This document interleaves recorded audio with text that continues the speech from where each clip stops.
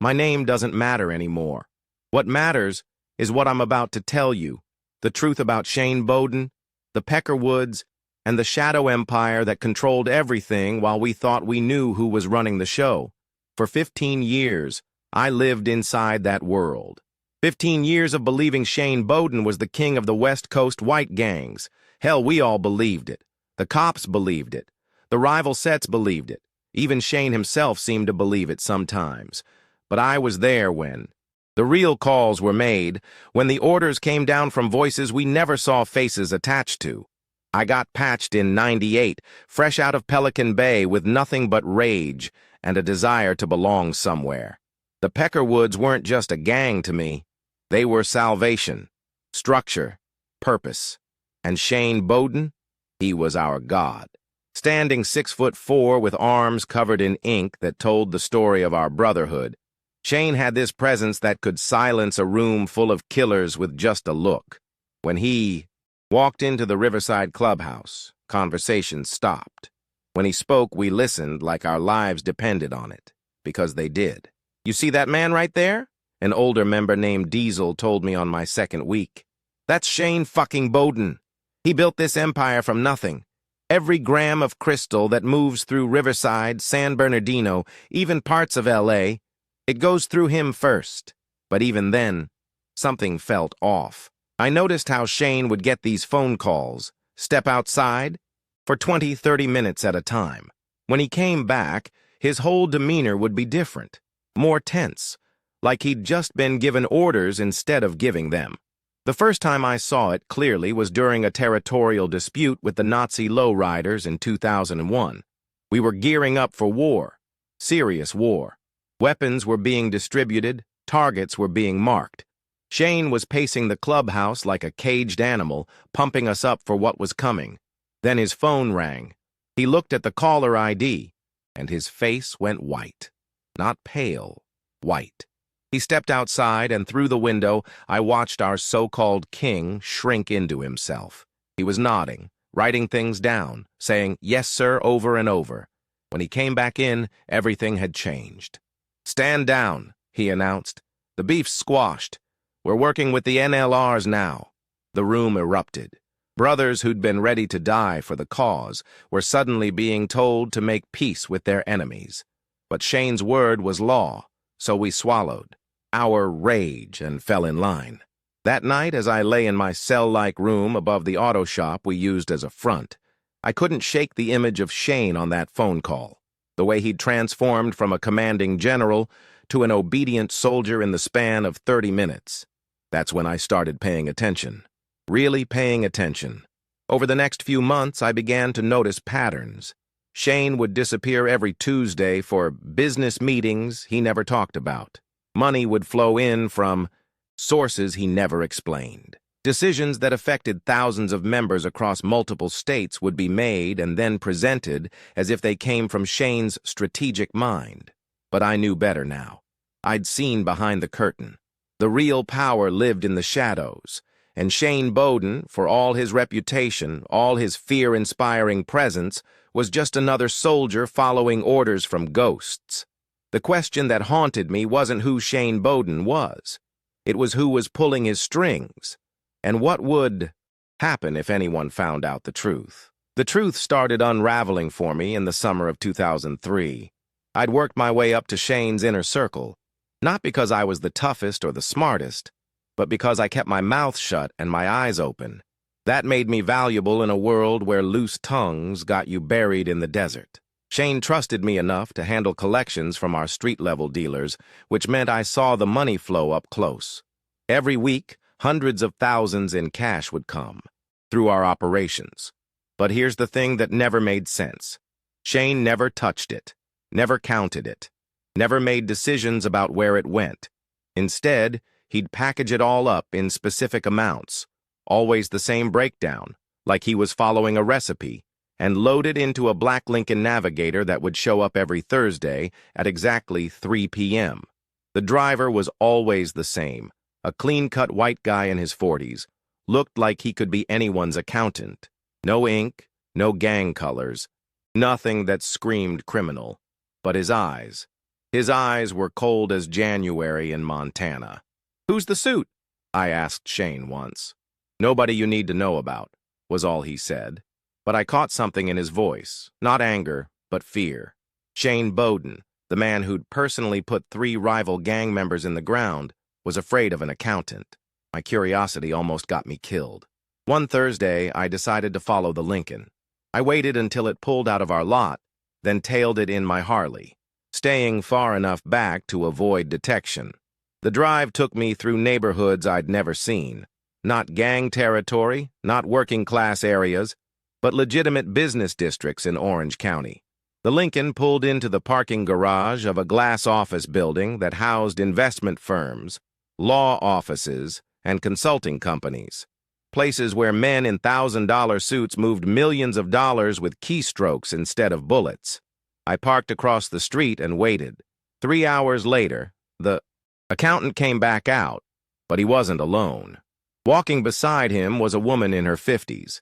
Silver hair pulled back in a perfect bun, carrying a briefcase that probably cost more than most people's cars. They talked for maybe 2 minutes by the Lincoln. She handed him something, an envelope, maybe instructions. Then she walked to her own car, a dark blue Bentley with plates I couldn't quite read from that distance. But I got a good look at her face. High cheekbones, pale skin, the kind of bone-deep confidence that comes from real power. This wasn't some gang mall or drug dealer's wife. This was corporate money, old money, the kind of money that bought politicians and judges instead of guns and territory. When I got back to the clubhouse, Shane was waiting for me in the parking lot. "Where you been, brother?" he asked, but his tone wasn't casual. "Took a ride up the coast," I lied. "Needed to clear my head." Shane studied my face for a long moment. "Sometimes clearing your head can get it blown clean off your shoulders. You understand what I'm saying?" I understood perfectly, but I couldn't let it go. Over the next few weeks, I started connecting dots. The woman in the Bentley showed up in local newspaper photos from charity galas and political fundraisers. Her name was Victoria Sterling, and according to public records, she was a consultant for something called West Coast Development Associates.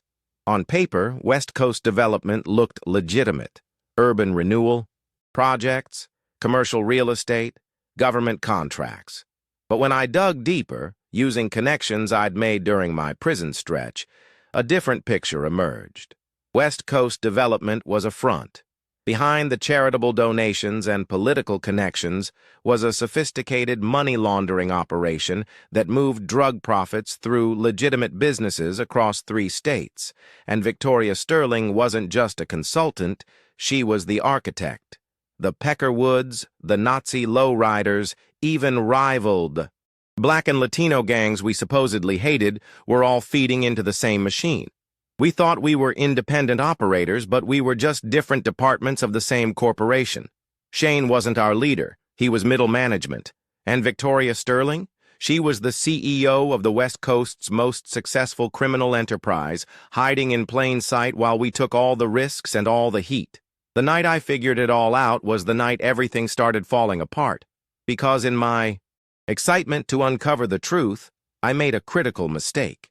I started asking questions. The first sign I'd crossed a line came on a Tuesday morning in October. I walked into the clubhouse to find Shane sitting alone at the poker table, a bottle of Jack Daniels half empty in front of him. It wasn't even noon. "We need to talk," he said without looking up. My stomach dropped. In our world, "we need to talk" usually meant somebody was about to die. "What's on your mind, Shane?" He finally raised his eyes to meet mine, and I saw something I'd never seen before. Genuine fear. "You've been asking around about things that ain't your concern. I don't know what you—" "Don't." His voice cut through the air like a blade. "Don't lie to me, not today. Because if you lie to me, we're both dead men walking." The weight of his words settled over me like a burial shroud. Shane wasn't threatening me. He was warning me. And that terrified me more than any threat could have. "I know you followed the money last month," he continued. "I know you've been digging into Victoria Sterling and her operation. What I need to know is how much you've figured out, and who else you've talked to." My mind raced. How did he know? Had I been followed, watched, or was it something simpler? Had I been too obvious with my questions? Shane, I just wanted to understand how we fit into the bigger picture. I mean, if there's something above us pulling strings— There is, he interrupted.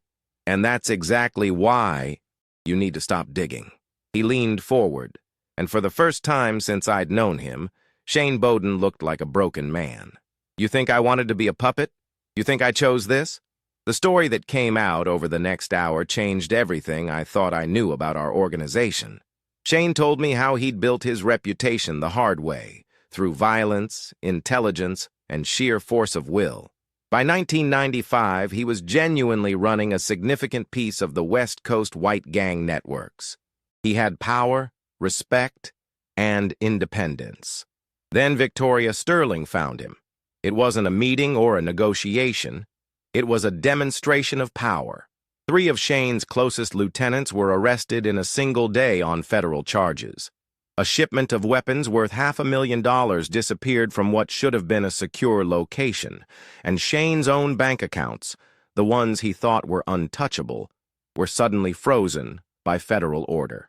She walked into this very clubhouse, Shane said, his voice hollow with memory, and laid out newspaper clippings of all 3 arrests, bank statements showing my frozen assets, and a file thick as a phone book detailing every crime I'd committed since 1990.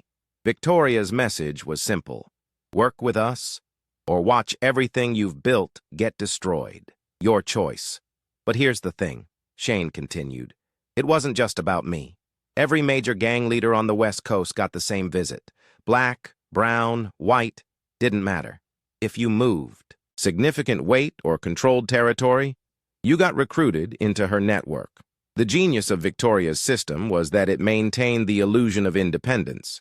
Gang leaders kept their reputations, their territories, their internal authority.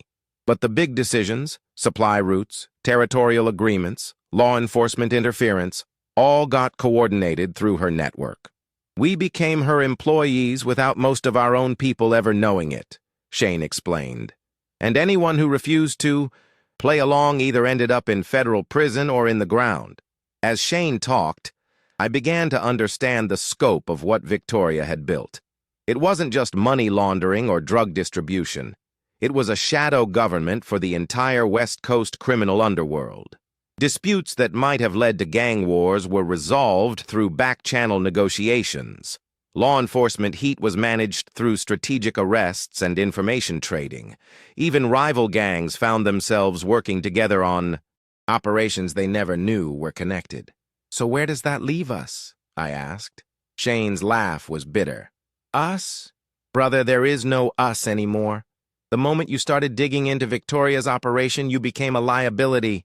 And liabilities don't last long in this business. Before I could respond, Shane's phone buzzed. He looked at the message, and his face went white. They know we're talking, he whispered. They want to see you. They. Victoria and her people. Tonight. Warehouse. District in Long Beach. My blood turned to ice water.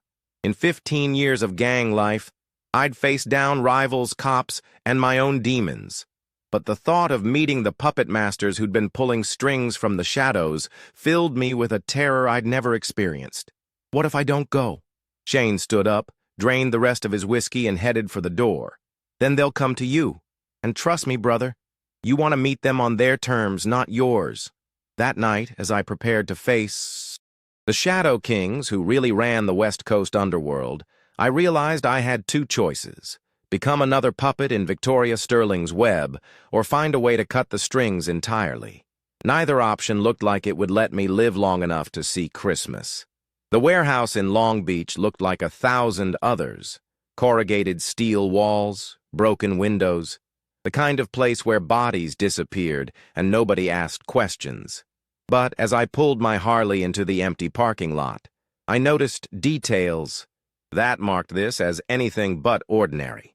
Security cameras positioned at perfect angles, motion sensors disguised as utility fixtures, and in the shadows by the loading dock, the subtle outline of armed guards who moved like military contractors, not street thugs. Victoria Sterling's operation had corporate-level security protecting what was supposed to look like an abandoned building. Shane was already there, leaning against his bike with the defeated posture of a man heading to his own execution. "You came," he said, not sounding surprised. "Did I have a choice?" "No," said a voice from behind me. "You didn't." I turned to see Victoria Sterling herself emerging from the warehouse's main entrance. Up close, she was even more intimidating than I'd expected. Tall, elegant, with the kind of calm confidence that came from holding life and death power over hundreds of people. "Mr. Davidson," she said, using my real name instead of my road name. Another power play, letting me know how thoroughly they'd researched me. "Shane tells me you've been curious about our business arrangements. I've been trying to understand how things really work. Understanding can be dangerous," she replied, "especially when it extends beyond your area of responsibility." Two men flanked her as she approached. Not gang members, but professional muscle. Clean-shaven, well-dressed, carrying themselves like ex-military. One was the accountant I'd followed months earlier. "You have two options," Victoria continued. "The first is simple. You forget everything you think you've learned. You continue your work with Shane's organization, and you live to collect a pension from activities you were never involved in. And the second option?" Her smile was colder than a Montana winter. "There is no second option." But even as she spoke, I saw something in Shane's eyes, a flicker of the man he used to be before he became Victoria's employee.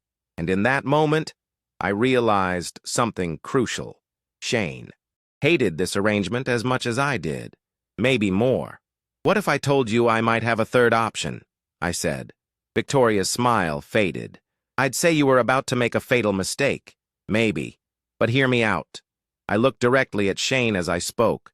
"You've built an impressive operation, Ms. Sterling, sophisticated, professional, but it has one critical weakness. Enlighten me.